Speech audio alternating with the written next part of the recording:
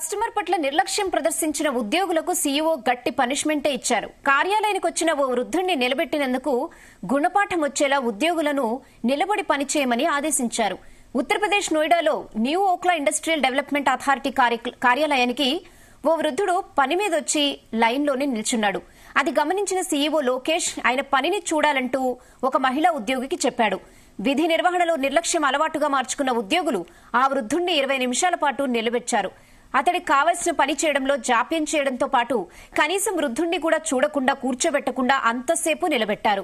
ఈ విషయం తెలుసుకున్న సీఈఓ లోకేష్ వృద్ధుడి పట్ల కార్యాలయ ఉద్యోగులు అనుసరించిన వైఖరిపై మండిపడ్డారు.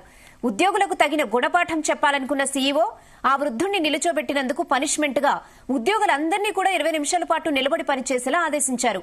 ఇందుకు సంబంధించిన వీడియో సామాజిక మాధ్యమాల్లో వైరల్ గా మారింది. సీఈఓ లోకేష్ నిర్ణయాన్ని నెటిజన్లు ప్రశంసిస్తూ కామెంట్స్ పెడుతున్నారు. ఉన్నతాధికారులంతా ఇలాగే ఉంటే ప్రభుత్వ కార్యాలయాల పనితీరు మెరుగుపడుతుందంటున్నారు. 2005 బ్యాచ్ కు చెందిన ఐఏఎస్ అధికారి డాక్టర్ లోకేష్ గతేడాది నుంచి నోయిడా అథారిటీకి సీఈఓగా ఉన్నారు.